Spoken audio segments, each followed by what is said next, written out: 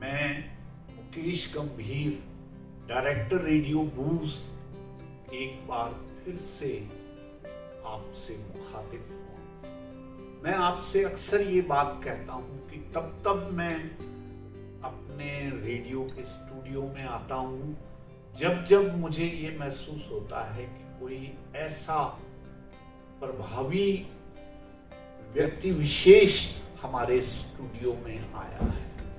श्रोताओं, मुझे बताते हुए बहुत ही हर्ष महसूस हो रहा है कि आज हमारे मध्य डॉक्टर सरोज बाला, जो कि आजकल अपनी इन विभिन्न पुस्तकों की वजह से पूरे साहित्य समाज में, धार्मिक साहित्य के क्षेत्र में बहुत चर्चित हैं।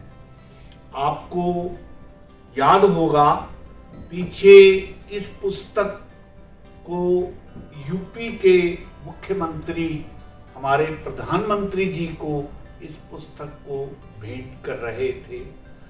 आप अंदाजा लगा सकते हैं कि हम कितने सौभाग्यशाली हैं कि आज उसी पुस्तक की लेखिका डॉक्टर सरोज बाला हमारे मध्य में हैं।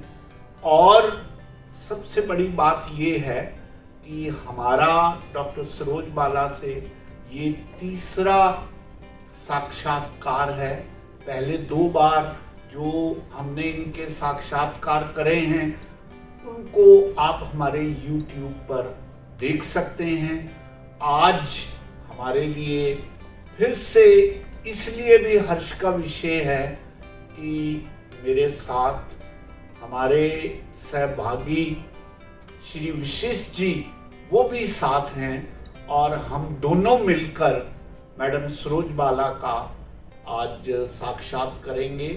तो मैडम सरोज बाला, आपका बहुत बहुत स्वागत और आभार कि आपने आज का समय हमारे लिए निकाला। आपकी व्यस्तताएं अपनी जगह बनी हुई हैं, आप अपने पुस्तकों के शोध पे काम करती जा रही हैं। अभी हाल में ही आपने अपनी एक पुस्तक राम कथा सितारों से सुनिए, ये एक हिंदी रूपांतरण आपने अपनी पुस्तक का प्रस्तुत किया है। तो आपका स्वागत करते हुए मैं आपसे ये जानना चाहता हूँ कि इससे पहले आप श्रोताओं से मुखातिब हों, मैं चाहता हूँ कि आप अपनी जुबानी थोड़ा अपना इंट्रोडक्शन स्वयं दें, ताकि हमारे श्रोताओं को ये बात मालूम हो कि किस तरह से एक सीनियर रेवेन्यू ऑफिसर होने के बावजूद भी आपने समय निकाला, और सिर्फ समय ही नहीं निकाला, आपने अपनी पुस्तकों को तैयार करने के लिए शोध का भी काम किया और रिसर्च बेस अपने ये तीनों पुस्तकों का प्रकाशन आप संभव करवा पाई। इसलिए कृपया आप अपनी इंट्रोडक्शन स्वयं देने का कष्ट करें। नमस्कार, मैं गवर्नमेंट रिपुदमन कॉलेज नाभा की स्टूडेंट हूँ और उस समय तो केवल IAS एंड एलाइड सर्विसेज में सिलेक्ट होने की धुन थी। 1972 में इंडियन रेवेन्यू सर्विस में सिलेक्शन हुई, ज्वाइन किया और एक बहुत ही सेटिस्फाइंग लंबा टेन्योर हर अलग अलग पोजीशन में मैंने किया और 2009 में CBDT की मेंबर के तौर पे रिटायर हुई। मगर उससे पहले ही 2001-2 से मेरे को एक अलग ही धुन लग गई थी। ऐसी धुन कि मैं उसमें सराबोरी हो गई थी। कभी तो मैं नौकरी भी छोड़ना चाहती थी। मैं ये जानना चाहती थी कि आखिरकार हमारी रामायण और महाभारत को, राम और कृष्ण को सब कल्पना क्यों कहते हैं? क्या उसमें कोई सच्चाई नहीं है? क्या वो केवल कल्पनाएं हैं? अगर वो कल्पनाएं हैं तो हमारे हीरो कौन है? तो उनके पूरा का पूरा भारत उनकी कथाओं कहानियों से जुड़ा हुआ है, तो उसकी क्या कोई सच्चाई नहीं है? तो इस धुन में मैंने एक वैज्ञानिक अनुसंधान शुरू कर दिया। बहुत ही शुद्ध वैज्ञानिक ढंग, बहुत खूब। जिससे मैंने ये सोचा कि ऋग्वेद से लेके आर्यभट्ट तक, प्रोजेक्ट का नाम ही ये था, scientific dating of ancient events from Rigveda to Aryabhatta. हर संस्कृत की ओरिजिनल पुस्तक से संदर्भ निकाले जाए, आकाश, फिर प्लानिटेरियम सॉफ्टवेयर यूज करके उनकी तिथियां निकाली जाए, फिर आर्कियोलॉजी ओरिजिनल रिपोर्टों में क्या एविडेंस मिलती है वो उनसे जुड़ते हैं या नहीं ये लिखा जाए, फिर ओशेनोग्राफी की क्या स्टडी है, ओशन लेवल कहाँ रहा, क्या राम सेतु वाकई उस टाइम वाकेबल था जो आपकी एस्ट्रोनॉमिकल डेट आती है, फिर महाभारत का युद्ध कब हुआ होगा और उसके क्या साक्ष्य है। इस तरह से चलते गए। 22 साल के इस लंबे सफर में बहुत बहुत बड़े बड़े वैज्ञानिकों ने मुझे अपना सहयोग दिया और सबसे बड़ा मैं आज आभारी हूँ डॉक्टर APJ अब्दुल कलाम जी, जिन्होंने मार्गदर्शन भी दिया, प्रोत्साहन भी बहुत दिया। और मैंने फिर तो रिटायर होने से पहले से ही उसके बाद मैंने ये रिसर्च चलती रही और फिर institute of scientific research on Vedas float करके उसके अधीन रिसर्च सेमिनार नेशनल इंटरनेशनल बहुत किए और अब ये पुस्तकों को लिखा एक एक करके। सबसे पहले historicity of Vedic and Ramayana eras, scientific evidence from the depths of oceans to the heights of skies की रचना की, जिसके आधार पर JJ university of science and technology ने मुझे डॉक्टरेट की दी जी। फिर उसके बाद मैंने ये अगली पुस्तक लिखी, रामायण की कहानी विज्ञान की जुबानी जी। इसको पब्लिशर्स एसोसिएशन ऑफ इंडिया ने 2018 का बेस्ट पब्लिकेशन अवार्ड दिया। योगी जी ने मोदी जी को इसे भेंट किया और अभी रिसेंटली इसके लिए मुझे विवेकानंद पुरस्कार, क्या बात, बहुत भारत सरकार, बहुत मुबारक हो, बहुत मुबारक। फिर मैंने इसी की इंग्लिश वर्जन की रचना की, रामायण रीटोल्ड विद साइंटिफिक एविडेंस, जिसको सुरेश प्रभु जी ने रिलीज किया 2019 में और बहुत वेल रिसीव्ड है जी। और फिर लोगों ने बहुत डिमांड किया कि आप इनकी शॉर्टर सिंपलर चीपर वर्जन लाइए, तो फिर ये राम कथा सितारों से सुनी। उसके बीच में मैंने महाभारत रीटोल्ड विद साइंटिफिक एविडेंस की रचना की, जो मैं समझती हूँ मेरा सबसे बड़ा मेहनत का और सबसे ज़्यादा क्रेडिबल और कन्विंसिंग काम है, क्योंकि उसमें मैंने ये टू द हिल्ट प्रूव किया है कि कोई इंडस सिविलाइजेशन है सच या हड़प्पन सिविलाइजेशन नहीं है। हमारी तो वैदिक सभ्यता है जो ऋग्वेद से 9000 वर्षों से लगातार चली आ रही है, और ये जिसको हम हड़प्पन साइट्स कह के बहुत चौड़ा सीना कर लेते हैं झूठ बोलकर, उसका असली नाम महाभारत काल के वैदिक स्थल होना चाहिए, वैदिक सभ्यता होनी चाहिए, और ये 5000 वर्ष पुरानी है, इसमें किसी को कोई संदेह नहीं होना चाहिए। तो अच्छा लोगों से स्नेह मिला और बढ़िया किताबें चल रही हैं। बहुत से चैनल, रेगुलर टीवी चैनल भी इन पे प्रोग्राम कर चुके हैं। आज तक के 4 एपिसोड किए इसी रामायण की कहानी विज्ञान की जुबानी, जिसमें शायद आज हमें रणवीर साहब और अजय साहब हमसे बात करेंगे, और जी न्यूज़ ने भी किया, न्यूज़ 24 ने भी किया, और मैं बहुत प्रसन्न हूँ आज इस प्रोग्राम में आके, आपने मुझे मौका दिया इसके लिए। विशेष जी, मैं ये चाहूँगा कि आप आगे की शुरुआत आप मैडम सरूरबाला से करें, फिर बीच बीच में मैं भी प्रश्न करता रहूँ। मैडम, एक बात एक साधारण व्यक्ति के नज़रिए से मेरी समझ में आती है, इस झूठ को तो लगातार मैं समझता हूँ हमें ये दोष देना उचित नहीं होगा कि आज़ादी के बाद इस झूठ को फैलाया गया।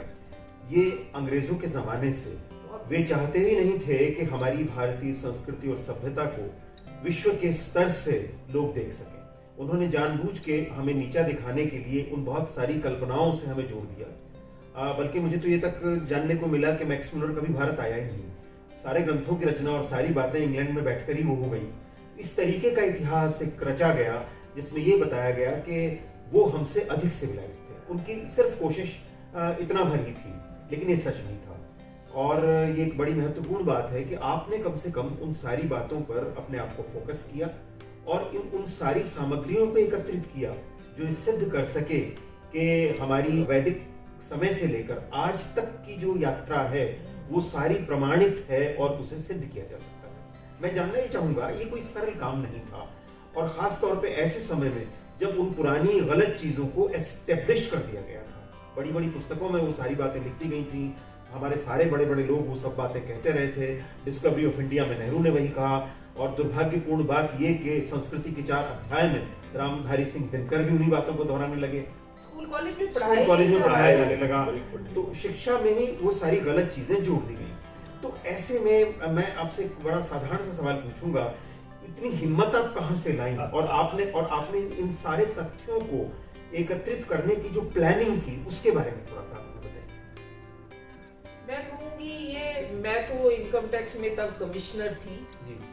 2000 की बात है, नई सहस्राब्दी का हो या नई शताब्दी का हो, प्रारंभ हो रही थी, और शायद भगवान की इच्छा थी कि मैं उधर से निकलकर इधर काम शुरू कर दूं। अचानक तो मेरे बच्चों ने ये कहा कि आप हमें कभी राम का और कृष्ण का एग्जाम्पल दिया मत करो, क्योंकि हम भगवान नहीं हैं, आप हमें इंसानों का एग्जाम्पल दिया करो। मैं सोच में पड़ गई कि ये वाकई क्या भगवान काल्पनिक ही होते हैं। और फिर पता नहीं क्या भगवान की इच्छा थी, चारों तरफ से लगता है कि पूरी सृष्टि ने ये एक तय कर लिया कि मुझे इसी काम में जाना है। जी। किसी मित्र ने यूएसए से तब राम सेतु का चित्र भेज दिया, जो अब बहुत कॉमन है। हाँ। एक मित्र आए, उन्होंने मुझे अयोध्या का इतिहास पंडित सीताराम का लिखा हुआ जो 1932 में छपा, वो किताब दे दी। एक और मित्र आए, उन्होंने कहा कि मैं तो राम सेतु हो गया हूँ, वो तो सिर्फ 3 मीटर नीचे गहरा पड़ा। और फिर डिस्कवरी चैनल पे द्वारका का प्रोग्राम आ गया, तो मेरी तो नींद ही खत्म हो गई। मैं रात भर सोचती थी कि ये क्या जो हम पढ़ रहे हैं सच है, जो हम अपने बच्चों को पढ़ा रहे हैं सच है, क्या रामायण महाभारत सब कल्पना है? अगर नहीं है तो सच्चाई जानने का कोई तो ढंग होगा। तो फिर मिले मुझे ऐसे लोग मिले जिन्होंने, जैसे मेरे साथ मेरे कुलीग थे पुष्कर भटनागर, अभी यही हैं वो, उन्होंने प्लेनेटेरियम सॉफ्टवेयर पे वाल्मीकि रामायण का काम शुरू किया। और मैं तो फिर पीछे मुड़ के ही नहीं देखा। मैंने एक मेथोडोलॉजी बनाई, ये बनाया कि मेरी आस्था कुछ भी हो वो बीच में नहीं आई। मैं प्योर वैज्ञानिक ढंग से ये जानना चाहूंगी कि रामायण महाभारत सच्चाई थे, क्या राम नर से नारायण बने थे या वो काल्पनिक भगवान। और इसके लिए अलग अलग विज्ञान चुन लिए गए कि वाल्मीकि का सभी को मालूम है, ओरिजिनल रामायण एक ही है, रामायण तो एक ही ग्रंथ का नाम है, वाल्मीकि। पूरी दुनिया में राम कथा वहीं से जाती है, निकल। हाँ, और जितनी भी बाकी बाद में 300 से अधिक रामायण, हम उनको रामायण कहते रहते हैं, उनके नाम तो अलग है ना, सेम नाम तो कोई नहीं रख सकता। तो अब मैंने देखा कि उनमें बहुत सारे खगोलीय, मतलब नक्षत्र ग्रह कहाँ की स्थितियां कहाँ थी, वो निकाली जा सकती थी। और उधर मुझे ये भी मालूम था कि ये एक एस्ट्रोनॉमिकल फैक्ट है, वर्ल्ड वाइड एक्सेप्टेड है, जिसमें कोई इफ एंड व्हाट और क्वेश्चन नहीं है कि जो भी इस समय बाहर आकाशीय दृश्य है, मतलब ग्रहों नक्षत्रों की एक पर्टिकुलर स्थितियां हैं, वो 25,920 साल में दोबारा दिखाई नहीं दे सकती। वो यूनिक है, वो एक्सक्लूसिव है। इससे मुझे एक प्रेरणा मिली कि क्यों ना सारे संदर्भों को निकाल लिया जाए और फिर उनको प्लेनेटेरियम सॉफ्टवेयर लेके उसमें देखा जाए कि ये कब दिखाई दी। थोड़ा मुश्किल काम है, डेट मालूम हो तो स्काई निकालना बहुत आसान है, वो तो तुरंत दिखा देगा। मगर ये देखना कि ये वो कब दिखे होंगे जो वाल्मीकि जी ने रिकॉर्ड किए, थोड़ा मुश्किल था। मगर सबसे बड़ी प्रेरणा मुझे मिली एपीजे कलाम जी ने, जब मैं उनके पास गई थी इनवाइट करने, तो उन्होंने कहा कि आप 7000 वर्ष पहले के आसपास देखिए, उनका अध्ययन ये बताता है कि रामायण उस समय का काल की घटना है। और लोग देखो 5114 बीसी चैत्र मास शुक्ल पक्ष की नवमी, जो और दोपहर के 12 और 2 बजे के बीच में आपको हूबहू वही आकाशीय दृश्य दिखाई देगा जो वाल्मीकि जी ने अपने बालकांड के सर्ग 18 और श्लोक 8, 9, 10 में किया। एक अद्भुत बात है मैडम, आपने इस बात को नोट किया होगा, मुझे लगता है बहुत बड़े खगोल शास्त्री थे वाल्मीकि। राम के जन्म को लेकर ही नहीं, लगभग हर समय वो तारामंडल की जो स्थिति है, जो नक्षत्रों की स्थिति है, ग्रहों की स्थिति है, लगातार उसको प्रकाश डालते चलते हैं। और आपने बड़े सही एक रास्ते को पकड़ा, उस रास्ते से चलकर आप कहीं तक पहुंच सकते हैं। सेकेंडली, वाल्मीकि रामायण जिन्होंने भी पढ़ा है, आप एक एक स्थान को आइडेंटिफाई कर लीजिए। ये भी एक गलत धारणा बना दी गई कि उस समय आप लंका को मध्य प्रदेश में खोजिए और ये करिए, कितनी बेवकूफी की बातें चलाई गई। सारा का सारा पाथ जो है, जो पूरा आपका नासिक होकर आगे तक जाता है दक्षिण भारत तक, एक एक स्पॉट वाल्मीकि रामायण में है। पेड़ों के नाम, वनस्पतियों के नाम, आप कैसे ही चलते चले गए। बहुत बढ़िया अजय जी, आपने शॉर्ट में इतनी बढ़िया बात कही है। मैंने अपनी जीवन के 22 वर्ष लगाए हैं और बहुत बड़े बड़े एस्ट्रोनॉमर जो नामी गिनामी, उनके पास बैठ के विद्यार्थियों की तरह बैठ के उनसे सीखा है। नरहरियाचार्य जी, अशोक भटनागर जी, अयंगार जी, सभी से। और आप ये सब मानते हैं कि वाल्मीकि जी जैसा ऑब्जर्वेशनल एस्ट्रोनॉमर दूसरा नहीं। और वो सबसे प्राचीन ऑब्जर्वेशनल एस्ट्रोनॉमर थे। और एपीजे कलाम जी कहा करते थे, वाल्मीकि जी किसी कैलेंडर के मोहताज नहीं थे, उनके लिए तो पूरा आकाश, वो पढ़ सकते थे, वो तो आकाश में बता देंगे कि ये ग्रह नक्षत्र यहाँ है और तिथि निकल आएगी। मगर हमें मालूम नहीं था कि वो तिथि उससे कैसे निकालने, जब तक कि आधुनिक विज्ञान ने प्लेनेटेरियम सॉफ्टवेयर नहीं बना दी। और बहुत वर्जन है अब तो, प्लेनेटेरियम गोल्ड है, स्टेलेरियम है, वॉयेजर है। उनमें कैलेंड्रिकल डिफरेंस हो सकता है, जैसे आकाश तो एक ही होगा, उसमें शक संबत कोई देगा, इंग्लिश कैलेंडर कुछ देगा, वो हो सकता है। मगर 5114 ईसा पूर्व में चैत्र मास शुक्ल पक्ष की नवमी वाले दिन ही वही दृश्य दिखाई देगा। वो प्लेनेटेरियम आपको 10 जनवरी 5114 दिखा सकती है। स्टेलेरियम में 41 डेज की कैलेंड्रिकल एडजस्टमेंट करनी पड़ती है, तो 19 फरवरी 5114 को दिखा देगा। कमाल है जी। और वाल्मीकि जी कहाँ से शुरू होते हैं? राम के जन्म से 2 साल पहले से, जब वो यज्ञ, उत्तरेष्टि यज्ञ करने की दर्शन होते हैं और लंका तक चढ़ाई तक करने तक आपको स्काई व्यू मिलते चले जाएंगे। और स्काई व्यू जब मिलेगा तो वो क्या देगा? साल, महीना, दिन में कोई 2 घंटे का समय, नक्षत्र की स्थिति, क्योंकि एक राशि चढ़ेगी ईस्ट में और एक राशि नीचे जाएगी। 2 घंटे बाद वो राशि बदल जाएगी। 2.25 घंटे, 2.25 घंटे का समय है बस। तो 12 राशियां हैं, 24 घंटे।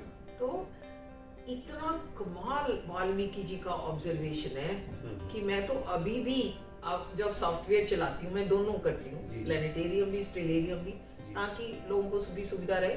और ये फ्री अवेलेबल है, आप कोई भी निकालिए और उसको डाउनलोड करिए और वेरीफाई कर लीजिए। तो एक हमारी इतनी हिस्ट्री कि जिसकी प्रिसाइज डेट्स वर्कआउट हो सकती थी, हमने उसको मिथ्या, कल्पना, कुछ भी कह दिया। और किसी को कोई दर्द नहीं हुआ कि हमने अपने बच्चों की, अपनी जनरेशंस के सेल्फ प्राइड पे कितनी बड़ी चोट मारी। और जो आप बात कर रहे हैं कि ज्योग्राफी, वाल्मीकि जैसी ज्योग्राफी कहाँ है ही नहीं किसी के पास। और ये किसी पुस्तक में मुझे वैसी ज्योग्राफी नहीं मिली। मैं एग्जेजरेट नहीं करती, मैंने 200-250 किताबों को खूब डिटेल में हर तरह की को पढ़ा होगा। जैसे वाल्मीकि जी करते हैं कि अयोध्या से दक्षिण की तरफ, उत्तर की तरफ, पश्चिम की तरफ, पूर्व की तरफ इतने योजन या इतने आप आगे निकलिए तो ये आ जाएगा, ये आ जाएगा, इस तरह वो आपको लंका तक पहुंचा देते हैं। और वो उसी रूट पे उसी तरह किताब लेके, ऐसे एक मित्र हैं, मेरे भी एक मित्र हैं राम अवतार जी, जिन्होंने जहां जहां रामचरण चली जाने की रचना भी की। आप उसी स्थानों पे जाते जाइए और आप उसी रूट पे पहुंचते जाएंगे। और ज्यादातर लोग अभी भी उन स्थानों को, और 195 ऐसे स्थान आइडेंटिफाई हो चुके हैं जो बिल्कुल। एक और मजे की बात मैडम, आपने देखा होगा वाल्मीकि रामायण में वाल्मीकि कितने बड़े उदार थे। वो सही माने में पूरे जो ब्लूप्रिंट है उसका मास्टर बना देते हैं अगस्त्य को। अगस्त्य पूरी रचना करते हैं, और अगस्त्य जो जिसके सामने विंध्य पर्वत झुक जाता है, यानी विंध्य पर्वत से उधर जहां जहां लंका के राजाओं का प्रभुत्व बढ़ता चला जा रहा था, किस तरीके से वो अयोध्या से एक राजकुमार को बुलाकर और मानवीय गुणों को अभूतपूर्व तरीके से प्रस्तुत करके उस यात्रा को कराते हैं। अद्भुत बात है। तो वो मेरे को इसलिए अजीब नहीं लगता जी, क्योंकि ये तो सोचना ही छोड़ दो कि वाल्मीकि ने कोई कल्पना की है। कल्पना तो है ही नहीं। वाल्मीकि ने ने शुरू में कहा है कि उनके मन में आया स्नान करने के बाद कि मैं कोई बहुत बड़ी रचना करूं। और उन्होंने नारद जी से पूछा कि मैं किसके बारे में, आज सबसे महानतम, यशस्वी, तेजस्वी, दयालु, बहादुर और गरीबों दुखियों की रक्षा करने वाला कौन है? तो उन्होंने कहा वो श्री राम है, वो अयोध्या के राजा हैं। अब जब वो वाल्मीकि ने रचना शुरू की, अब उनके बारे में रचना करिए। और वाल्मीकि कहने लगे, माँ उनके पास तो उस टाइम लव कुश रह रहे हैं, उन्होंने तो उसकी रचना करके उनको कंठस्थ करा दिया। और उन्होंने पूरी की पूरी रचना हर जगह बताया कि मैंने कहाँ कैसे क्या। उनके पास रिसोर्स भी कितने थे, उनके पास सीता थी सारी कहानी बताने, उनकी ज्योग्राफी की बेहद नॉलेज थी। और मैं एक बात और कहूँ कि प्राचीन समय में कोई भी ऋषि को एक स्थान में रहना मना था। हाँ, बिल्कुल मना था। उन्होंने ट्रैवल करना था, जाना था, देखना, जाना, पूछना, करना, और सभी तरीके से उन्होंने एक ऐसी सच्ची कहानी की रचना कर डाली और एक ऐसे महानतम व्यक्तित्व की रचना कर डाली कि जो आज तक मर्यादा पुरुषोत्तम है, और उनसे अधिक मर्यादा और नोबिलिटी का पालन करने वाला और कोई व्यक्तित्व दुनिया में कभी नहीं मिला। तो उन्हीं के हाथ से तो कहाँ से पहुंचे, अयोध्या से पूरा रास्ता करते हुए उन्होंने लंका भी जाके। एक अद्भुत संदर्भ आता है मैडम। अगस्त्य वशिष्ठ के बड़े भाई हैं और पहले वो रघुकुल के पुरोहित होते थे। आप ये सोचिए, रघुकुल के राज्य को दक्षिण तक ले जाने के लिए, राक्षसों के प्रभाव से मुक्त करने के लिए अगस्त्य अपने छोटे भाई को यहाँ गुरु बनाते हैं और स्वयं दक्षिण में जाके स्थापित हो जाते हैं। और उसके माध्यम से दशरथ पुत्र राम को विश्वामित्र के माध्यम से शिक्षित कराते हुए उस कार्य को संपन्न कराते हैं। देखिए कितनी बड़ी बात। क्या बढ़िया बात किया अजय जी आपने। आपको तो खूब मालूम होगा जब आपको इतनी नॉलेज है कि असल में वो अमोघ बाण जिससे राम ने रावण का वध किया, वो उनको अगस्त्य मुनि ने दिया था। और हमारी कितनी बदकिस्मती भी है कि हम अपने इतने बड़े बड़े ग्रंथों को भी कभी हमने सच्चाई से पढ़ने का प्रयत्न ही नहीं किया। निवेदन करूं मैडम, जब राम अगस्त्य जी से मिलने गए तो सिर्फ आश्रम में ही था, उस आश्रम में एक अग्निशाला भी थी। हाँ। उस अग्निशाला में वेपन बना। बिल्कुल एक तो मैं आपसे कहना चाह रहा हूँ कि इनका नाम रजेश्वर है, थोड़ा आप एक तो नाम का कोई सही उच्चारण करें। दूसरा, आपने रामायण के पात्रों पर भी बहुत कुछ लिखा है। मेरी एक पुस्तक है अगस्त्य के महानायक श्री राम। मैंने अगस्त्य से ही उस बात को शुरू किया है और अंत में भी होता ये है कि जब इंद्र अपना रथ भेजते हैं, ये महसूस करते हैं कि राम तो जमीन पे खड़े होकर कर रहे हैं और रावण के पास बड़े वो हैं, तो उस समय मजेदार बात ये है कि जो सारथी है उसका, आपने वाल्मीकि रामायण में इस चीज को देखा है। सारथी ये कहता है कि राम, श्री राम, आप जिस तरह से युद्ध कर रहे हैं, इस तरह से युद्ध कभी समाप्ति नहीं होगा, बराबरी से तो कुछ होगा ही नहीं। उस समय अगस्त्य का वो विशेष बाण श्री राम को मिलता है और उससे ही समापन होता है रावण का। पहले तो मैं आपसे क्षमा मांगती हूँ गलत नाम रखने के लिए। आप तो, आपसे तो मैं पहले भी मिली हूँ, राजेश्वर जी। तो मगर मैं आपके राम के विषय में ज्ञान की आदर और भी अधिक कर रही हूँ। आपने बहुत सही कहा कि और वो सारथी है और वो बताता है कि यदि अपना मुंह तो ऐसे तो तो आपको बराबर ही रहेंगे आप, और उससे करिए रावण का। और देखिए आदित्य हृदय स्तोत्र, आप एक व्यक्तित्व देखिए जिसने आदर्श क्या स्थापित किया। लोग बड़े आराम से कह देते हैं कि राम तो एंटी ब्राह्मण थे। अरे भाई, उन्होंने रावण को मार के राजा किसको बनाया? उसी के सगे भाई विभीषण।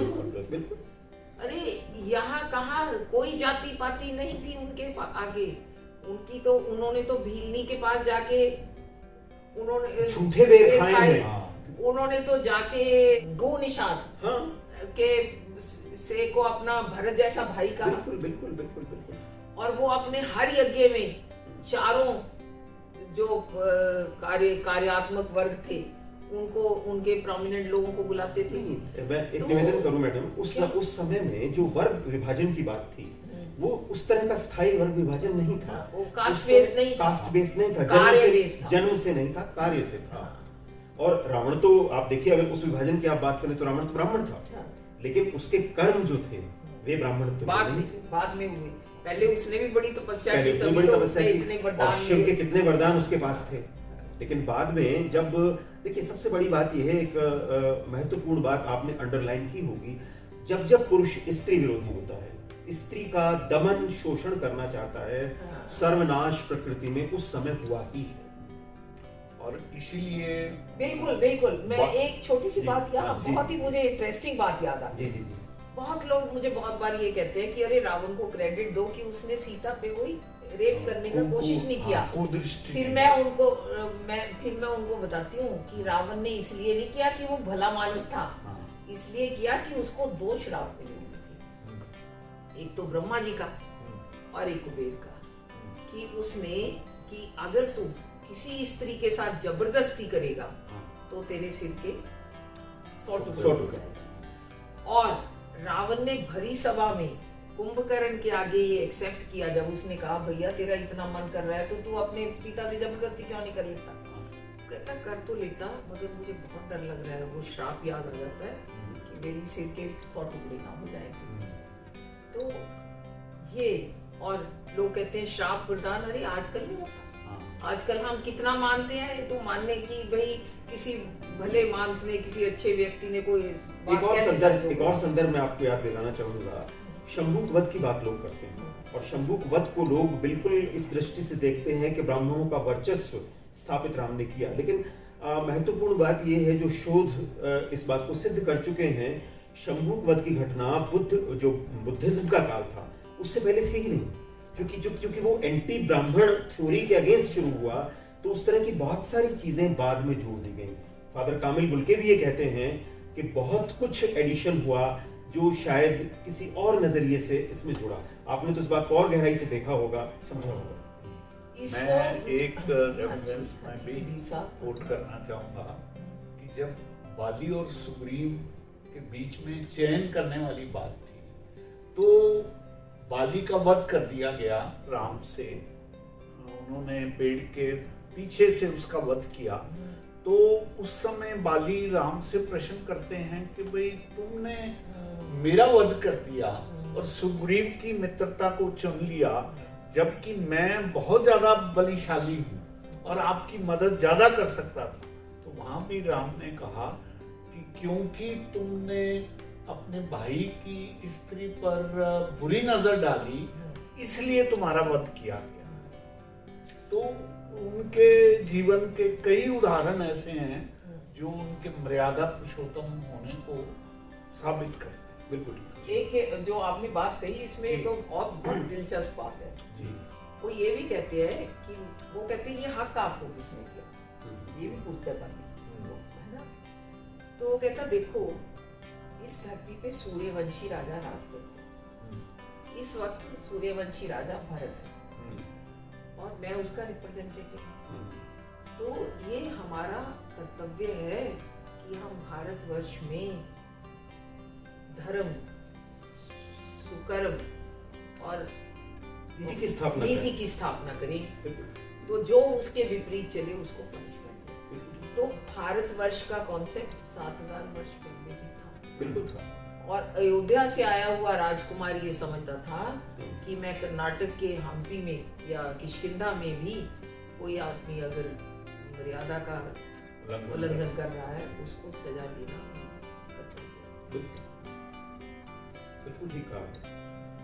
बेसिकली आपने बड़ा एक महत्वपूर्ण काम, शोधपरक काम किया है, लेकिन मुझे लगता है और ये सारी पुस्तकें हमारे सामने हैं, अभी आप महाभारत पे भी काम कर रही हैं और महाभारत का काम तो मेरे ख्याल से इसकी तुलना में ज़्यादा वैज्ञानिक सिद्ध हो सकता है, क्योंकि अभी आपसे चर्चा हो रही थी लगभग 100 के आसपास तो साइट्स आपको मिल चुकी हैं जहाँ से बहुत सारी चीज़ें मिली हैं।